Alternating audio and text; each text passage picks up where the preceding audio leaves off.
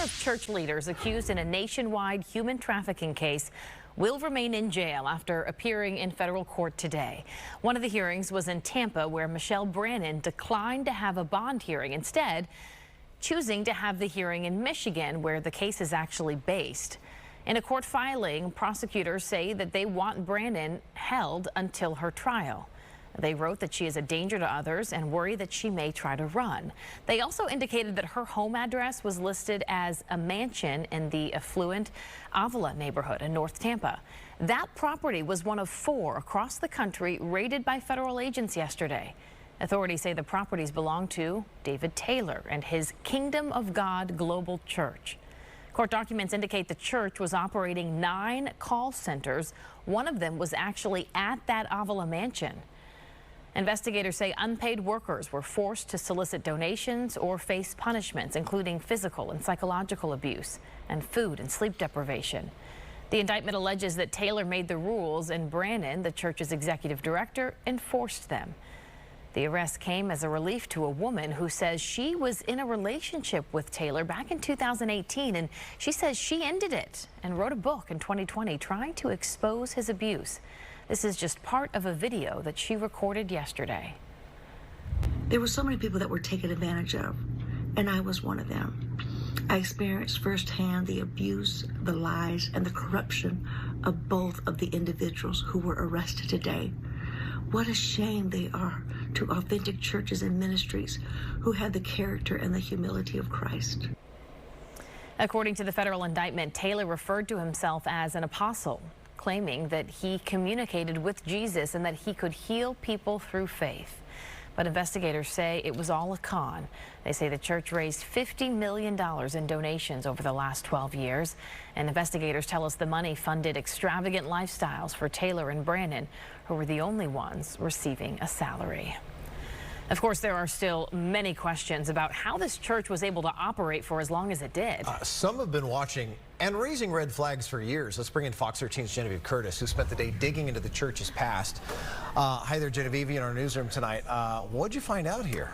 Yeah, Mark, there is a lot to go through, and those who keep an eye on ministries say that there were red flags with David Taylor and his church for years, but truly nothing of this magnitude. They have, frankly, from the very beginning, shown evidence of being a bad actor, a bad operator. Warren Smith makes it his mission to keep faith leaders accountable. He's the president of Ministry Watch. The news outlet tracks finances and actions of Christian ministries. They followed the actions of David Taylor and the Kingdom of God Global Church over the years. But Smith says the allegations contained in the federal indictment of forced labor and human trafficking were shocking. A level of evil, a level of wrongdoing that even among some of the worst actors that we've been covering over the years here at Ministry Watch, and we've been around for 26 years, I don't believe I've ever seen anything quite like this. The indictment alleges since 2014, the church amassed $50 million in donations, leading to questions about how it went on for so long. We are living in an oversight and accountability and regulatory regimen for nonprofits that was devised in the 1950s and 60s. It is completely inadequate for the number of nonprofits that we have in this country today. So I think one of the ways that David Taylor was able to get away with it was that they were just not being scrutinized by the government at all. Authorities accuse Taylor and his right hand, Michelle Brannon, of forcing workers to meet unrealistic quotas at the church's call centers, and they were punished when they didn't.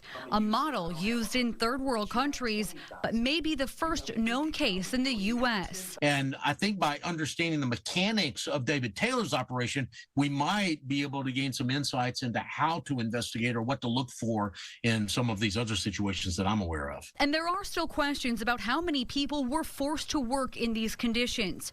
Transcripts from a federal civil trial could give us some insight. Taylor and his church were sued by a Florida movie set company over failing to pay.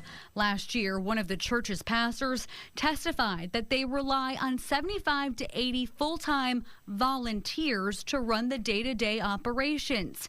He also testified the church has thousands of volunteers in almost 200 nations around the world. So there are a lot of victims here, a lot of problems, a lot of damage done, but at least it's coming to light, and maybe we can learn a few lessons from it.